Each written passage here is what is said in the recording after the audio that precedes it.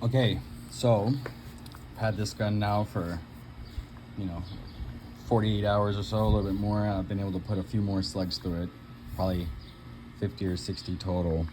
A couple of just early observations, early complaints. So number one, I don't know if you can see that very well. There you go. I'm not really sure how FX expects us to get in there without taking this off. I fiddled with it for a while the other day, and I even with the ball head hex, I'm really struggling.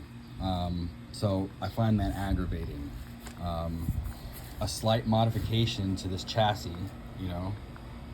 would have been fairly easy to do to make that easier. That being said, the chassis feels absolutely amazing on the tripod. I really just have to say that again. This trigger, I haven't touched this trigger. It's like clicking a mouse. It has a very clear first stage. It's extremely short, but very clear. The wall breaks extremely easily. I mean, it's like clicking a mouse. It's really spectacular. It's really spectacular. But the main thing I want to complain about is the hammer spring. Okay, this is the 700 millimeter, right? The sniper version. Okay, they tell you all the power numbers you can get. They gave you a 53 cc plenum, which, if you look into the specs, the power numbers were all achieved with the 63 cc plenum. So this is why I get on to premium manufacturers, right? This is a $1,400 gun after taxes. Okay, why do I got to spend another $100 to get the 10 cc more plenum, right? Why is it that you can get the bottle version, but you can't get it in a 700 millimeter barrel, right? If you take this stock off and back, there's no immediately obvious way to connect a bottle. From what I've heard, the rumor on the street is that FX has made all these blocks able to receive air from the back, but they don't give us all the options, which is weird because they have 5 versions of this gun if you count the 2 versions of the tactical. So they have 5 versions of this gun, but you can't get the long barrel with the bottle. You can't add a bottle to the long barrel, quite so easily. And then my number one pet peeve here is this freaking joke of a hammer spring. Okay, y'all, it's a joke. This has a 1:16 slug liner. Okay, it has the long barrel. It is clearly a slugger. Why are you sending me out with a hammer spring? There's no power band to this gun, people. There's no power band. You can click this all the way out. It'll drop you down, with the slugs that I'm using, it'll drop me down significantly, don't get me wrong. But anything reasonable for shooting, this gun comes at about 70 to 80 foot-pounds. Okay, the plenum comes at about 100 bar. That's another complaint. Shipping it without a regulator gauge, a plenum gauge is annoying. Trying to add a plenum gauge to this is also annoying because you have to do, even the one that I got shipped with a washer, it doesn't work with that washer. You need to have a dowdy washer or a bonded washer as well. It's just finicky. It's finicky for what should be a 30, it's a $20 piece if you order it from Amazon, a $30 piece. Like, come on, FX, get it together. Get it together. This right here, I can crank this hammer spring, which this hammer spring adjuster is brilliant. I love it.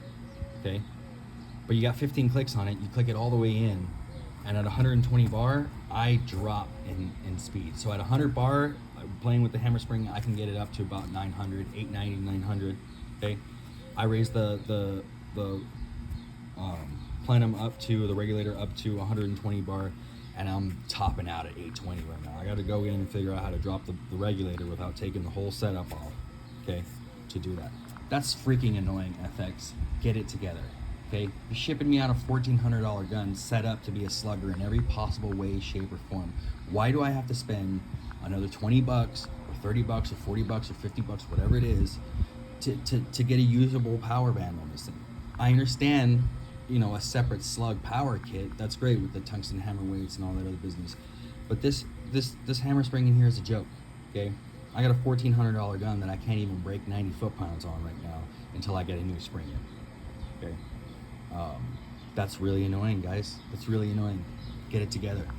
Luckily, I already have everything from Huma on order and shipped. In fact, it's already been shipped over to USPS. It should be here tomorrow or the next day. So stay tuned. I'm going to be trying to post a lot more frequently with this stuff because I know it's a new gun in a very popular brand in a new caliber.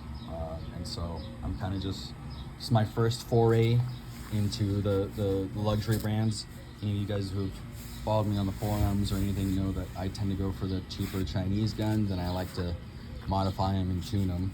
So I kind of want to see what this is all about. And I gotta say, with my complaints, that all that being said, so far I really like this gun, I really do. It feels amazing. Shooting offhand, this chassis gives you so many options on where to hold it, how to shoot it. That's another little pet peeve. Why do a slant bottom on this plenum cover? Like, I understand it's not load bearing, but it's just so much better if this is flat. Make this flat, FX. Stop jerking us around.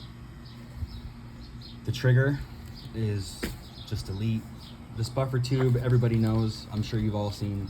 Again, great. Thank you, FX, for adding a buffer tube. A folding stock or a stock this time. Again, for $1,400, why can't you sell me a stock that doesn't rattle? A butt stock that doesn't rattle.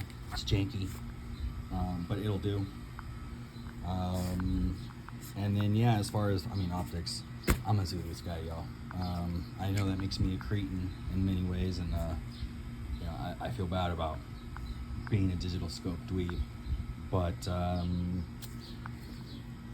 a princess now, and I need if I'm gonna have a princess gun, I need to have my princess scope with my ballistic calculator, my rangefinder, and the night vision. It's just beautiful. D&T, keep up doing what you're doing. You guys are great. All right, I hope everybody has a great day. Say hi to Stella. Stella. Oh yeah, who's a good girl?